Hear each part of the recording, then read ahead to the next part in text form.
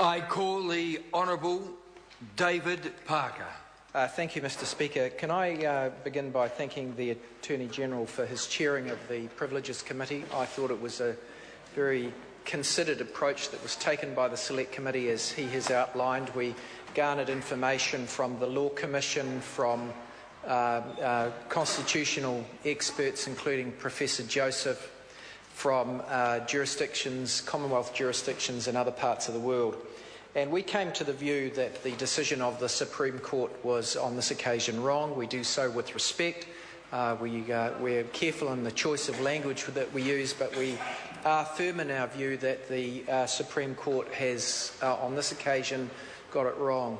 Mr Speaker, the privileges of Parliament go through a rather convoluted route, in the end founded on the same principles of privilege that are afforded the United Kingdom Parliament pursuant to Article 9 of the 1688 Bill of Rights.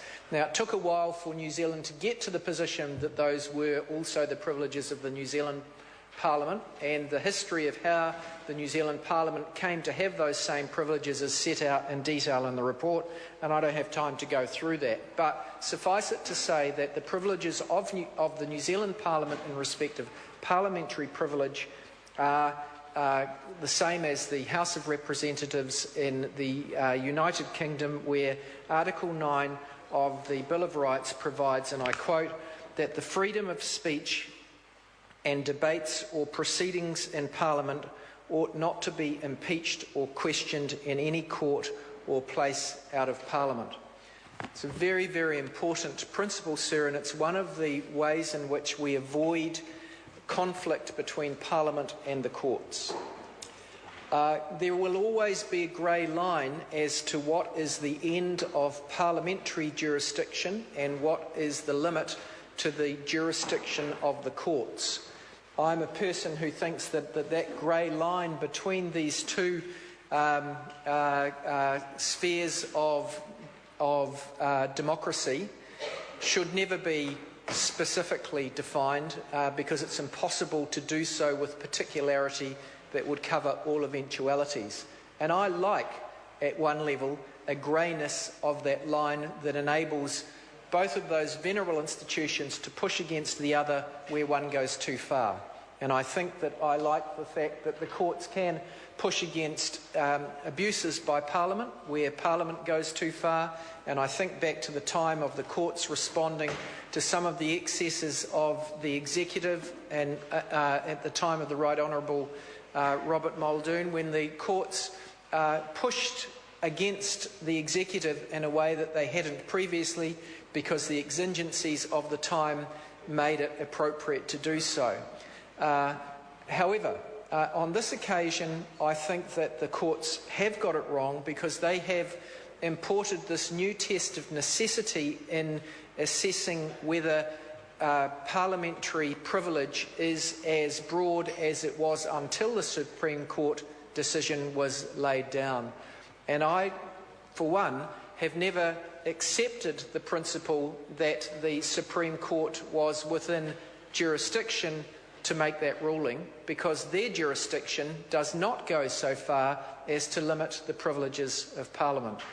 They can appropriately say that there are occasions which fall outside privileges of Parliament, and we've had instances of that in the United Kingdom, where some of the behaviour of parliamentarians over there in respect of their personal expenses were justiciable, and they were appropriately found not to be covered by parliamentary privilege because they weren't part of a parliamentary proceeding.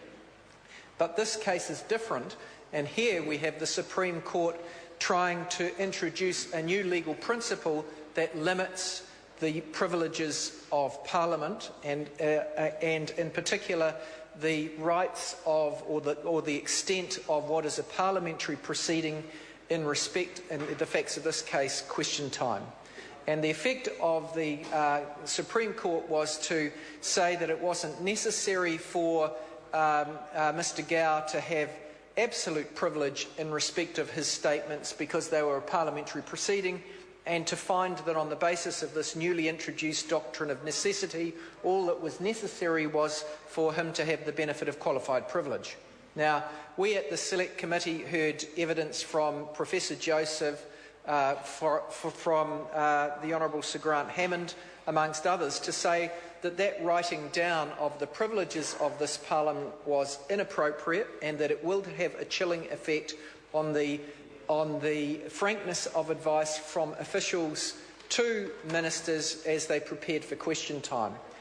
Mr. Speaker, we have a very, very low levels of corruption in New Zealand. One of the ways that we keep that freedom from corruption is having the ability of this Parliament to get information for question time when government's conduct has been questioned that could include accusations of corruption or incompetence.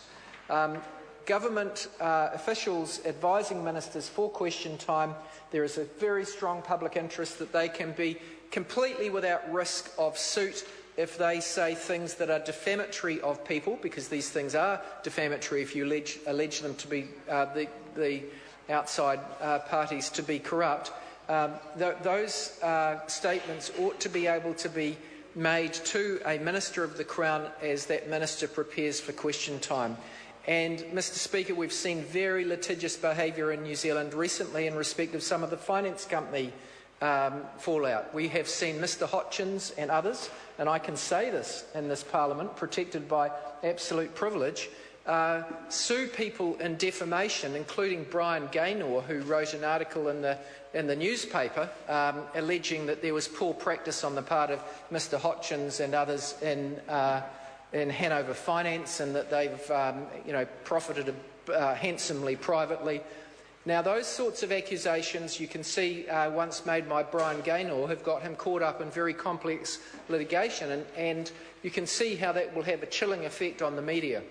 Well, if those sorts of questions were being asked of ministers, I want officials within the ministries to actually make those sorts of statements to ministers if they believe them to be true. And I don't want them to have the risk of facing defamation proceedings by the likes of Mr. Hotchins or others who've got very deep pockets and are very keen to use their rights at law in order to try and on occasions, gag criticisms. That was the effect, in my opinion, of the Supreme Court decision. As I've said previously, I think the Supreme Court went beyond their jurisdiction when they did this, and so I actually don't accept that the decision in Lee and Gow, from a principle point of view, is binding on Parliament or was effective at law. But there's no way to fix that other than through legislation. So we don't have sort of contempt proceedings where we drag people who we disagree with in Parliament before us and then lock them in chains in the dungeons. We actually have a civil way of resolving these issues, and the most practical way through this is, as the attorney has said, is through legislation that defines parliamentary proceeding in a way that includes the advice of officials like Mr. Gow to ministers as they prepare for question time. Mr. Speaker, there's not time to, on this contribution, to make reference to the Buchanan and Jennings case, which was also raised again with us, other than to say that the view of the committee was that prior committees were right when they said that effective repetition ought not to give rise to a suit in defamation as opposed to defamatory statements themselves being repeated outside the House, which of course are defamatory. That rule exists for the protection not just of members of Parliament but also for the media, in case people think that we are being self-interested in that regard. Mr. Speaker, this Parliament has shown considerable comity for the courts in recent years. We've changed our standing orders to make it more difficult for members of Parliament to breach suppression orders, although we have the right to do so with our absolute privilege. We take care to respect the decisions of the court, and on this occasion we think that the court have gone too far the other way, and the appropriate way to remedy this is through legislation. Mr. Speaker. I call the honourable member Kennedy Graham.